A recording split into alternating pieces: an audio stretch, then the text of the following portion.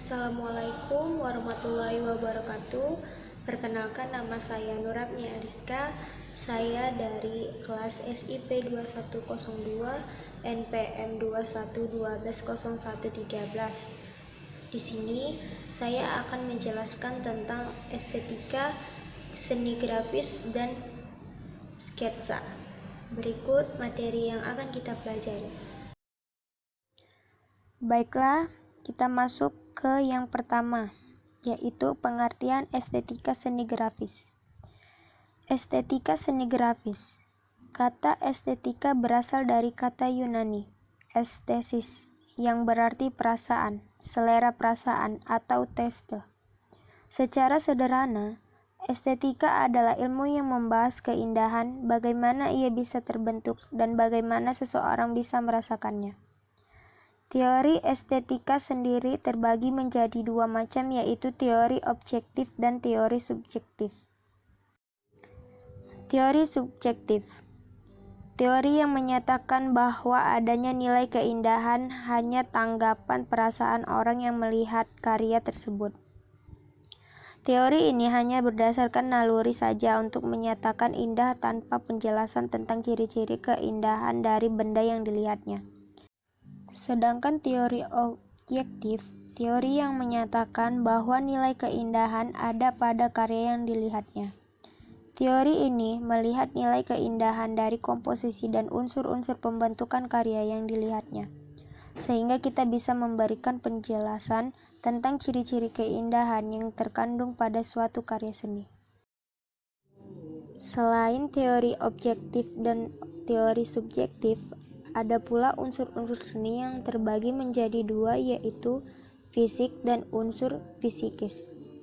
Unsur psikis atau visual yaitu unsur yang dapat dipahami secara visual seperti garis, bentuk, tekstur, dan gelap terang, dan warna. Sedangkan unsur psikis atau psikologi yaitu unsur yang tidak dapat dipahami secara visual, tetapi hanya dapat dirasakan saja seperti emosi, pikiran, pandangan, gagasan, dan karakter. Baiklah, kita masuk ke sketsa. Pengertian sketsa. Apa itu sketsa?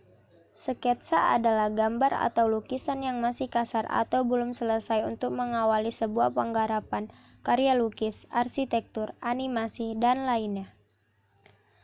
Pendapat lain mengatakan arti sketsa adalah suatu gambar pendahuluan atau prarancana yang masih kasar, ringan, dan sifatnya sementara yang digunakan sebagai dasar dalam membuat karya lukisan. Fungsi dan tujuan sketsa. Fungsi sketsa yaitu 1. Sebagai gambar awal untuk meminimalisir kesalahan dalam membuat gambar atau lukisan. 2. Sebagai gambaran awal tentang suatu tema yang akan dibuat lukisan atau gambar. Ketiga, membantu pengamatan seorang seniman dalam memulai karyanya. Keempat, membantu meningkatkan kemampuan seniman dalam mengkoordinasikan hasil pengamatan dan keterampilan tangannya. Tujuan sketsa yaitu antara lain: 1. Untuk merekam inspirasi atau sesuatu yang dilihat oleh seorang seniman. Kedua, untuk merekam dan mengembangkan suatu gagasan yang akan digunakan. Yang ketiga, untuk memberikan gambaran citra, gagasan, atau prinsip secara singkat. Baiklah, selanjutnya unsur-unsur sketsa. Adapun unsur-unsur sketsa adalah sebagai berikut. Yang pertama, garis, yaitu unsur utama dalam sketsa yang terdiri dari garis vertikal, horizontal, dan melengkung. Yang kedua, warna, yaitu kombinasi warna hitam dan putih yang memberikan efek gelap dan terang dari gambar sketsa yang dibuat. Yang ketiga, bidang, yaitu bagian yang terbentuk dari garis-garis yang dapat disatukan dan dapat menjelaskan bagian kecil dari suatu gambar karena merupakan bagian dari bentuk. Yang keempat, bentuk, yaitu gabungan dari beberapa bidang yang dapat membuat suatu sketsa memiliki arti dan dapat dikenali. Yang kelima, efek pencahayaan, yaitu efek yang diberikan pada sketsa sehingga gambar yang dihasilkan terlihat tegas dan jelas. Teknik sketsa beserta contohnya. Teknik arsir, yaitu teknik yang membuat sketsa dengan membuat arsiran garis-garis mumi saja.